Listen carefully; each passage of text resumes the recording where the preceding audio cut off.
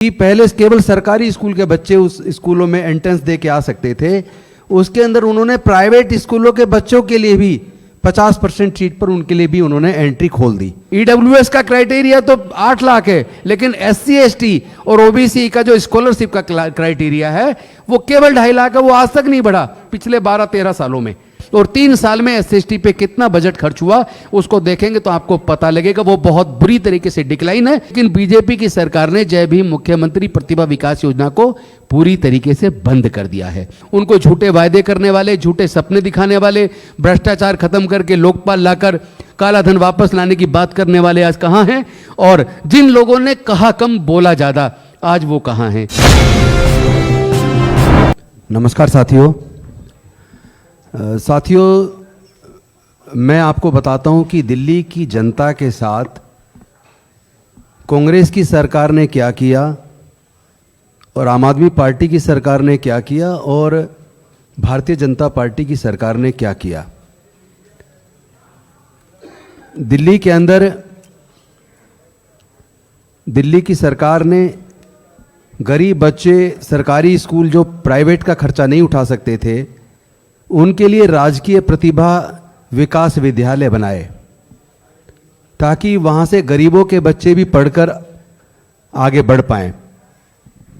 और उन स्कूलों में एडमिशन के लिए बाकायदा एक शर्त रखी गई कि वहां छठी में एडमिशन छठी से शुरू होता था और पहले से ये निर्धारित कर दिया उसमें केवल सरकारी स्कूल से जो 5वीं पास करेगा केवल वही बच्चे उसके एंट्रेंस एग्जाम में बैठ पाएंगे।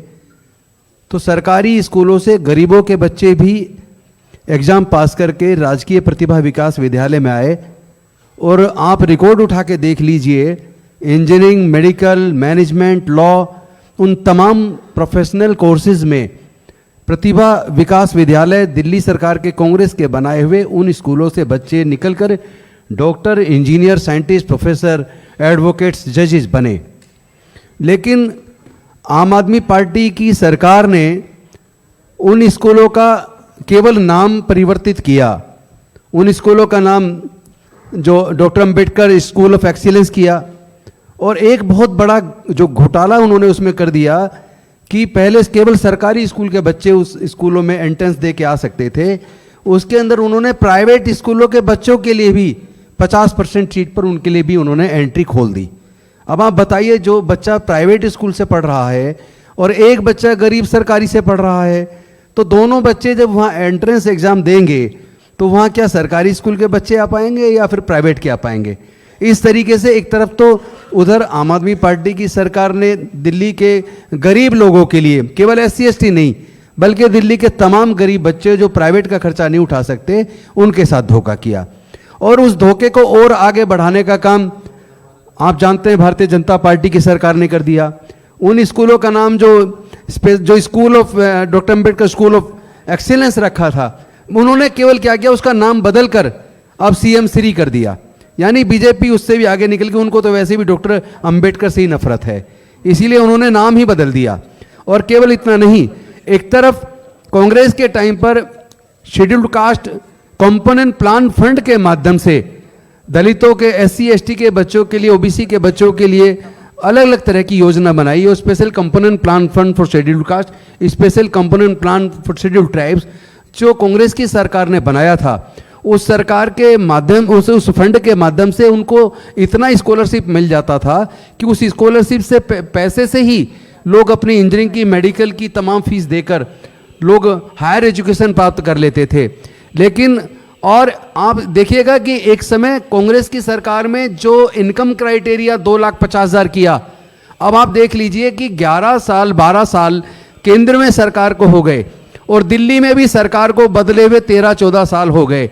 इस पूरे कार्यकाल का देख लीजिए कि लोगों की तनख्वाहें तो तब से 3 गुना के करीब हो गई, लेकिन इनकम क्राइटेरिया जो 2.5 लाख था वो आज भी 2.5 लाख है। ईडब्ल्यूएस का क्राइटेरिया तो 8 लाख है, लेकिन एससी एसटी और ओबीसी का जो स्कॉलरशिप का क्राइटेरिया है वो केवल 2.5 लाख है। वो आज तक नहीं बढ़ा पिछले 12-13 सालों में। और दूसरी तरफ उनकी स्कॉलरशिप को लगातार घटाया जा रहा है। स्पेशल कंपोनेंट प्लान, ट्राइबल सब प्लान के फंड को लगभग खत्म कर दिया। तीसरा, जो कांग्रेस के टाइम पर Delhi scheduled caste, scheduled tribe, OBC, minority, handicap development finance corporation बना था, जिसके माध्यम से स्वरोजगार योजना शुरू की गई थी। अलग अलग तरह की ट्रेनिंग्स दी जाती थी एससी, एसटी, ओबीसी के बच्चों को, माइनॉरिटी के बच्चों को, गरीब बच्चों को, महिलाओं को, विकलांगों को। और उसके बाद डीएसएफडीसी के माध्यम से बहुत ही सस्ते दर पर उनको लोन दे दिया जाता था। आपको जान के दुख होगा, आप अरविंद केजरीवाल जी की सरकार के लास्ट के 3-4 साल का रिकॉर्ड देख लें और उसके बाद बीजेपी के सरकार का कार्यकाल का वो देख लें, तो डीएसएफडीसी पूरी तरह बंद है। आज डीएसएफडी के एम्प्लॉइज को, जो उसके कर्मचारी हैं, उनको लगातार पिछले 2 सालों से तनख्वाह नहीं मिली। कोर्ट में जाके लड़े तो जाके पीछे 1 साल की तनख्वाह मिली और उसके बाद की अब लगभग 1 साल से उनको तनख्वाह नहीं मिली है। जब तनख्वाह ही नहीं मिली और आगे उसको फंड नहीं दिया जा रहा, ना केंद्र सरकार उनको बजट दे रही है, ना ही दिल्ली की सरकार दे रही है, और बजट ना होने की वजह से जो स्वरोजगार योजना थी वो बंद हो गई है। आज कोई भी लोन, जो सस्ते दर पे छोटे छोटे लोन मिल जाते थे, 20,000 का, 50,000 का, 2 लाख का, 3 लाख का, 5 लाख तक का, जिससे आपने देखा होगा हरी भरी योजना दिल्ली में चली थी, बसेस जो एसटीए के अंडर में चलती थी, उन बसों के लिए लोन मिलता था। और SC, ST, OBC, minority, handicap development finance corporation के द्वारा लाभ लेकर जो गरीब लोग अलग अलग तरह के अपने खुद के स्वरोजगार शुरू कर पाए और उन लोगों ने नौकरी देने का काम किया। आज दिल्ली के अंदर जो बेरोजगारी तो बढ़ी है ही, लेकिन जो दिल्ली की योजना दिल्ली के लोगों को स्वरोजगार शुरू करने की थी, वो योजना डीएसएफडीसी को फंड ना देकर इस सरकार ने पूरी तरह खत्म कर दी। और ये काम केजरीवाल जी के सरकार के लास्ट के 2-3 साल में शुरू हुआ और आज वो बिल्कुल खत्म है। आज केवल वायदे हैं, ऊपर बातें, हवाई बातें हैं, लेकिन एससी एसटी के लिए डेवलपमेंट के लिए कोई भी फंड, आप इनका बजट स्पीच देख लीजिए, बजट में क्या फंड किया वो देख लीजिए, और 3 साल में एससी एसटी पे कितना बजट खर्च हुआ उसको देखेंगे तो आपको पता लगेगा वो बहुत बुरी तरीके से डिक्लाइन है। एक तरफ एससी एसटी के विकास के लिए कांग्रेस ने योजनाएं बनाई थी, लेकिन उन योजनाओं को लगभग पूरी तरह ठप कर दिया। और आपको याद होगा जब दिल्ली के अंदर मैं सोशल वेलफेयर मिनिस्टर था, SC ST OBC welfare minister था, तो मैंने दिल्ली के बच्चों के लिए एससी एसटी नहीं बल्कि गरीब बच्चों के लिए भी एक योजना, बड़ी एक अलग तरह की योजना बनाई थी, जिसको नाम दिया था जय भीम मुख्यमंत्री प्रतिभा विकास योजना। उस योजना के माध्यम से न केवल एससी एसटी के बल्कि किसी भी जाति के बच्चे जिनके परिवार की इनकम 8 लाख तक है, ऐसे 15,000 दिल्ली के बच्चों को सिविल सर्विसेज की कोचिंग, इंजीनियरिंग की कोचिंग, मेडिकल की कोचिंग, लॉ की कोचिंग, रेलवेज, बैंकिंग, पुलिस और तमाम तरह की जो कॉम्पिटिटिव एग्जाम्स हैं उसकी कोचिंग के लिए व्यवस्था की थी। और मुझे दुख इस बात का है कि पिछली सरकारों ने फंड ना देकर और धीरे धीरे अफसरशाही ने उस स्कीम को ठप किया। लेकिन बीजेपी ने आने के बाद तो उस एक तो होना ये चाहिए था कि उसकी स्कीम में सुधार करते, अधिकारियों को उसके लिए बाध्य करते कि वो स्कीम को अच्छे से लागू करें। और सपोज करो स्कीम बनी, आपको लगता है उसमें कोई और सुधार की जरूरत है तो वो कर देनी चाहिए थी।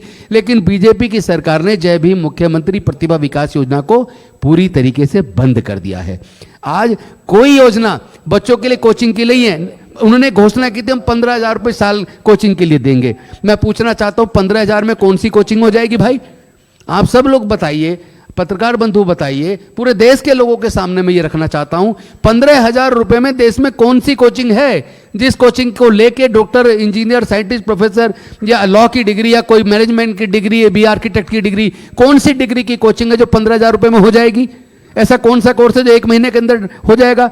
तो ये पूरी तरीके से जितनी भी योजनाएं इन वर्गों के लिए विकास के लिए बनाई गई थी, और मुझे दुख है कि ये कांग्रेस के टाइम पे बनी, आज खत्म हो रही हैं।